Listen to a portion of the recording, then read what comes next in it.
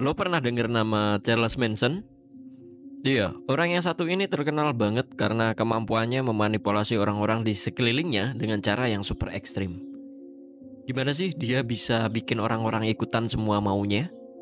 Yuk kita bedah teknik manipulasi yang dia pakai dan pelajarin cara-cara yang bisa kita ambil untuk melawan manipulasi dalam kehidupan sehari-hari. Jadi, Charles Manson ini bukan cuma nama yang muncul di berita kriminal aja, tapi dia adalah salah satu tokoh manipulasi psikologis paling terkenal dalam sejarah. Di video kali ini kita bakal ngulik bagaimana dia berhasil memanipulasi orang-orang di sekelilingnya dan apa yang bisa kita pelajarin dari teknik-teknik manipulasi yang dia pakai. Charles Manson lahir pada tanggal 12 November 1934 di Cincinnati, Ohio. Dari kecil, hidupnya udah jauh dari kata muda.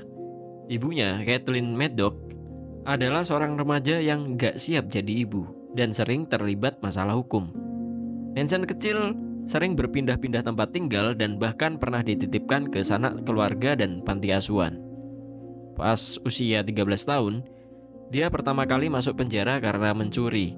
Ini jadi awal dari sang rangkaian tindak kriminal yang terus berlanjut sepanjang hidupnya. Manson menghabiskan sebagian besar masa mudanya di institusi pemasyarakatan termasuk penjara federal. Saat dia akhirnya keluar dari penjara di akhir 1960-an, dia pindah ke San Francisco dan kemudian Los Angeles, di mana dia mulai menarik perhatian para hippies dengan pesonanya yang karismatik. Dia menggunakan musik dan ideologi untuk mempengaruhi banyak orang muda yang merasa tersesat atau mencari arah dalam hidup mereka.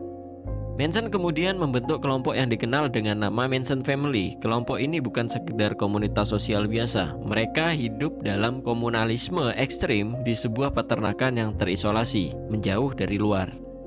Manson menggunakan retorika yang memadukan ajaran agama, rasisme, dan anti-establishment untuk mencuci otak para pengikutnya. Dia sering berbicara tentang perang ras dasar yang dia sebut Helter Skelter yang diambil dari lagu The Beatles. Menurutnya, perang ini akan menghancurkan masyarakat dan hanya pengikutnya yang akan selamat dan memerintah dunia baru yang muncul setelahnya. Pengikutnya percaya dan taat pada Manson sebagai pemimpin mereka, melakukan apa saja yang dia perintahkan, termasuk pembunuhan brutal. Oke, sekarang kita masuk ke teknik manipulasi yang digunakan oleh Manson. Satu hal yang perlu lo tahu, Manson ini punya karisma yang luar biasa. Dia tahu banget gimana caranya memikat dan mempengaruhi orang lewat pesona pribadinya. Dia ngomong dengan percaya diri, dan itu bikin orang-orang ngerasa nyaman dan percaya sama dia. Pertama, Manson pakai teknik yang disebut karisma and karisma. Dia bisa bikin orang ngerasa dia adalah sosok yang sangat istimewa. Jadi semua orang ngerasa perlu buat mendengarkan dia dan mengikuti apa yang dia bilang. Ini adalah teknik manipulasi yang sangat efektif, karena orang biasanya gampang terpengaruh oleh orang yang mereka anggap kuat dan karismatik. Kedua, Manson juga pakai isolasi sosial. Dia ngebikin pengikutnya jauh dari dunia luar. Gak ada kontak dengan keluarga, teman, atau berita-berita dari luar.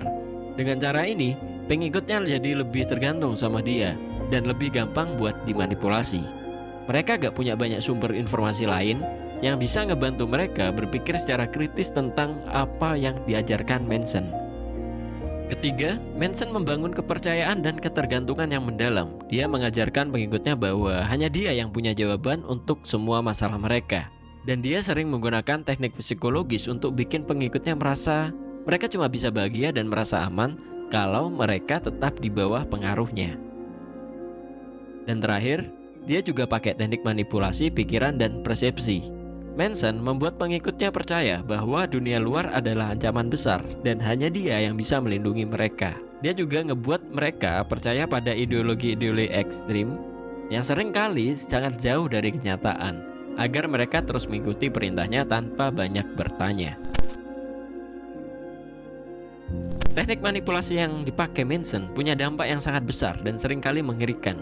Pengikutnya yang udah dibentuk dengan cara yang ekstrim akhirnya melakukan tindakan kriminal yang sangat brutal. Salah satu contohnya adalah kasus pembunuhan yang terkenal dengan nama Ted LaBianca Murders. Pengikut Manson melakukan pembunuhan ini dengan cara yang sangat brutal.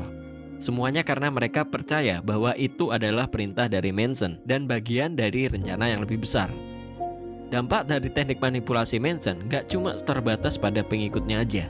Kasus ini mengguncang masyarakat dan mengubah cara pandang orang tentang manipulasi dan sekte. Orang jadi lebih waspada terhadap orang-orang yang punya kemampuan manipulasi yang kuat dan lebih hati-hati dalam mengenali tanda-tanda manipulasi. Oke, sekarang kita udah tahu teknik-teknik manipulasi yang sering dipakai Manson. Kita juga perlu tahu pelajaran apa yang bisa kita ambil dari sini. Pertama, penting banget buat bisa mengidentifikasi teknik manipulasi.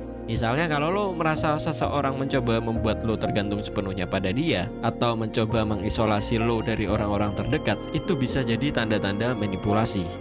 Kedua, penting buat punya rasa percaya diri dan kritis. Jangan pernah takut buat mempertanyakan motif orang lain dan jangan mudah percaya sama apa yang orang lain katakan tanpa memeriksanya terlebih dahulu.